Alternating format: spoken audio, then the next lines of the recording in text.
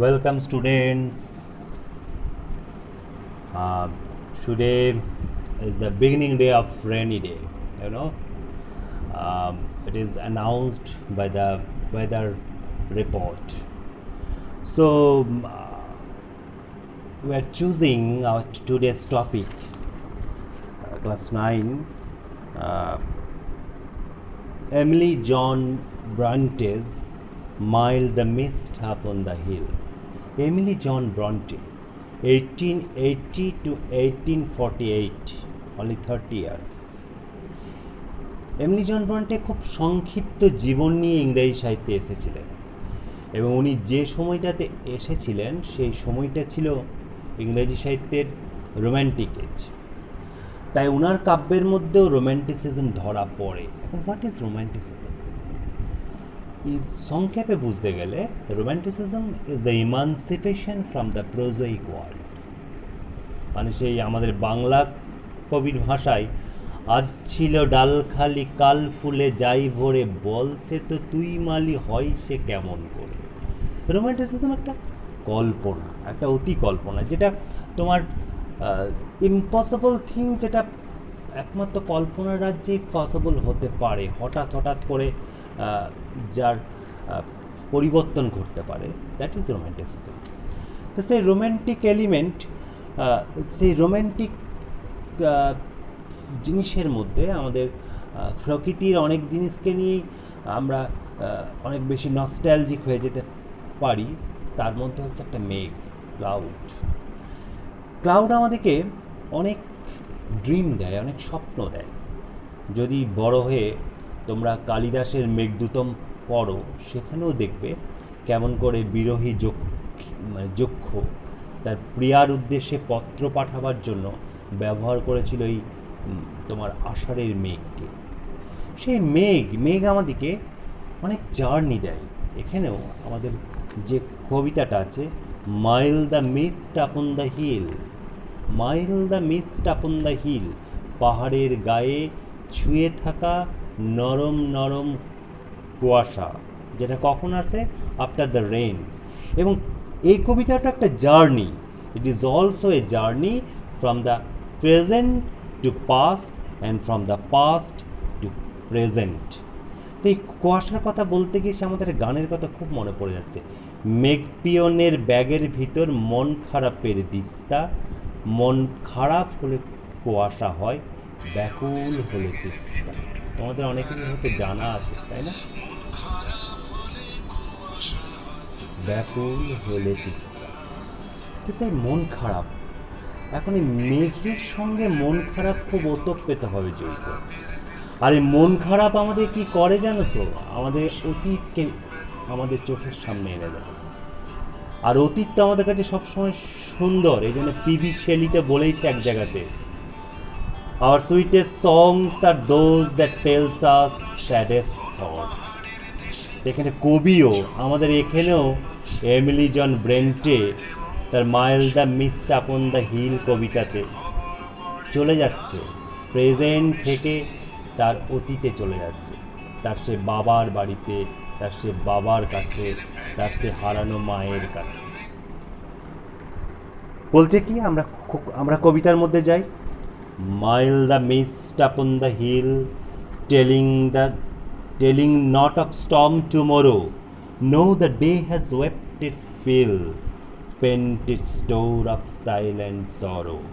4 লাইনের ফার্স্ট স্ট্যান্জা। এই চার লাইন করে যে স্ট্যান্জাগুলো হয় তাদেরকে বলা হয় কোয়াট্রেন, ইংরেজিতে বলা হয় কোয়াট্রেন।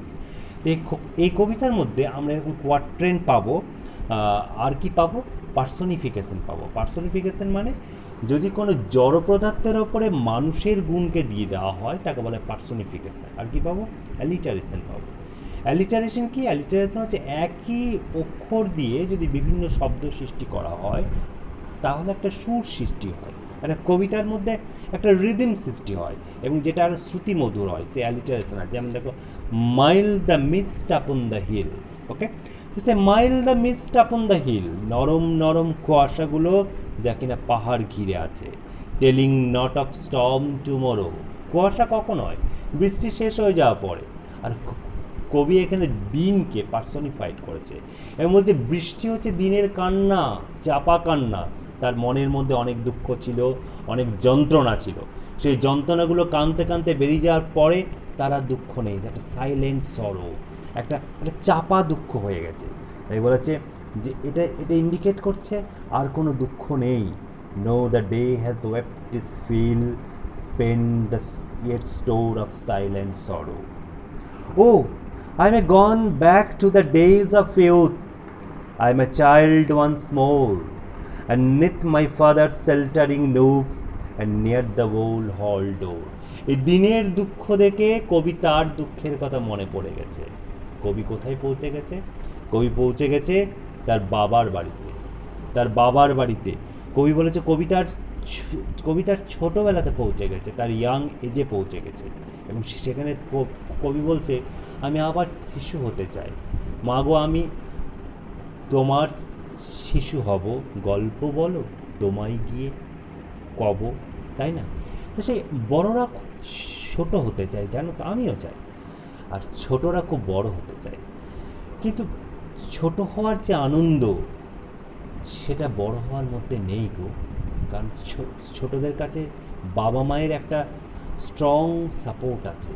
যেমন আমরা যেমন ঘরের মধ্যে চার দেওয়ালে বন্দি থাকি, আমাদেরকে কেউ কোনো ক্ষতি করতে পারবে না, এই কারেজটা আসে, সাহসটা আসে। তো সেই বাবা মা সেই ফোর ওয়াল সে সবাইকে আঁকলে রাখে।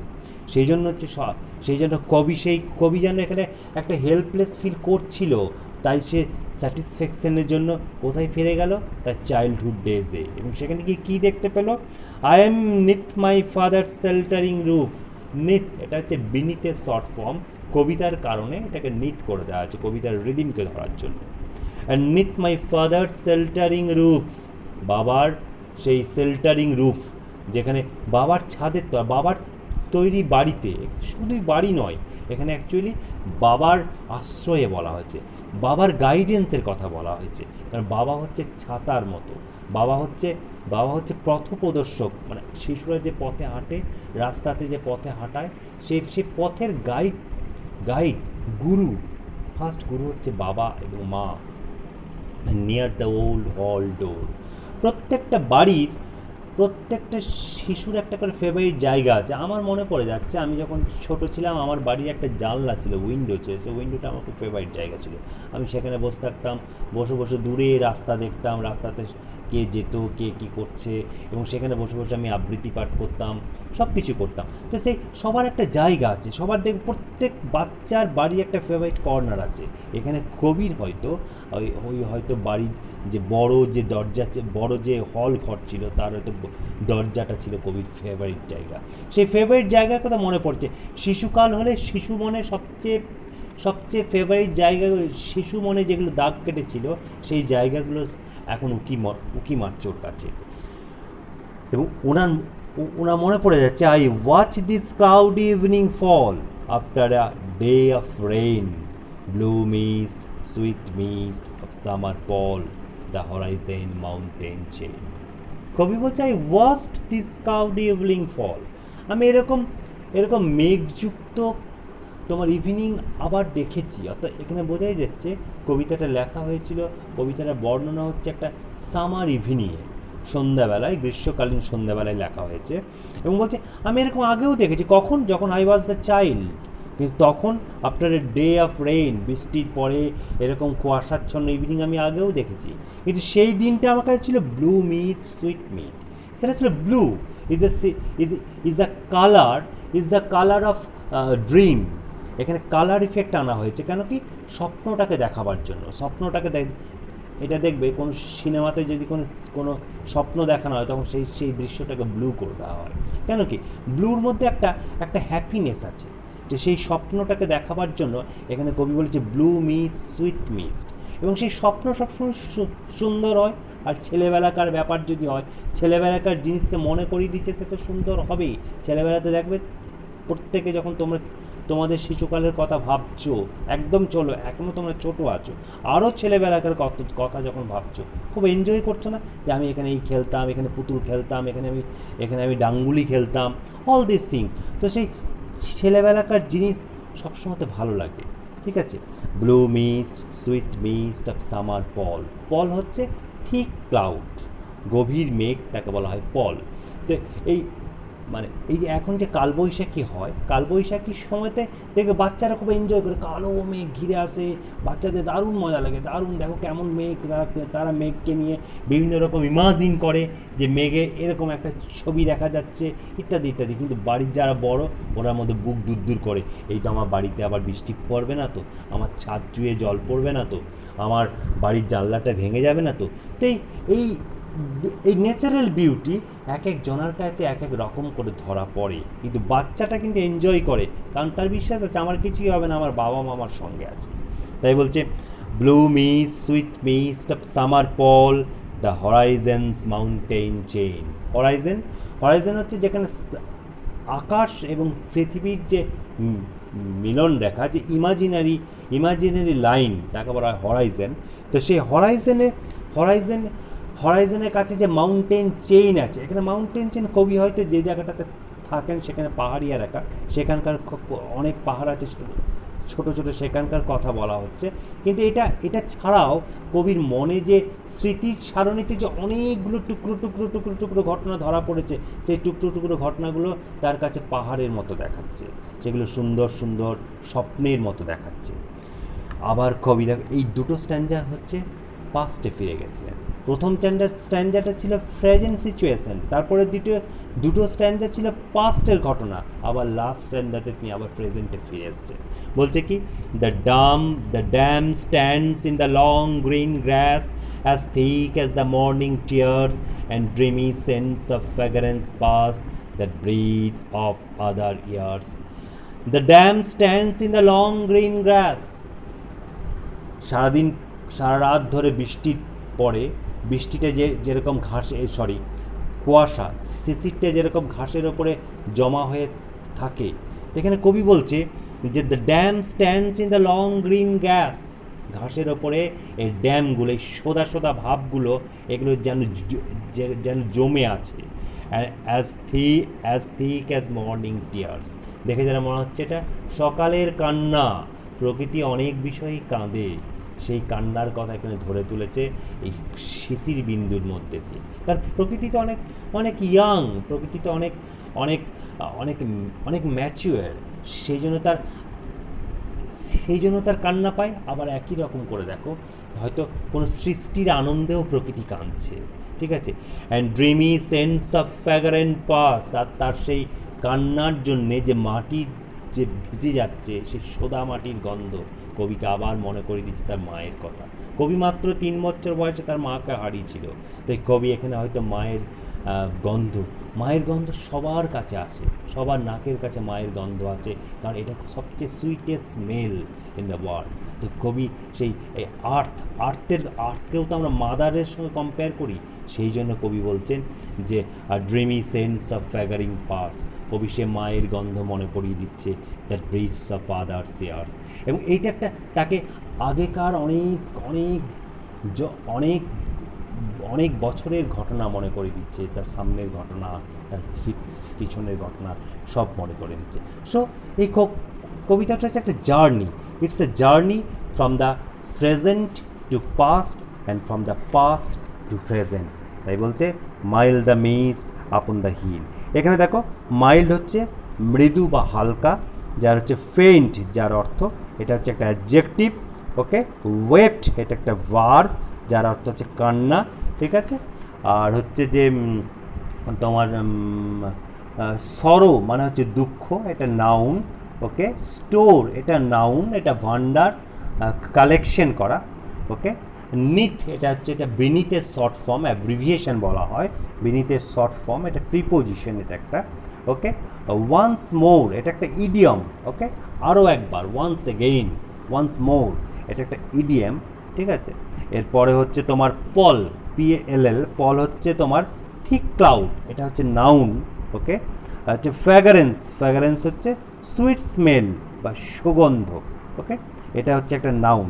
ব্রিথ হচ্ছে ভার্ব, ব্রিথ হচ্ছে শ্বাস নেওয়া, আমরা তো জানি এক্সেল করা।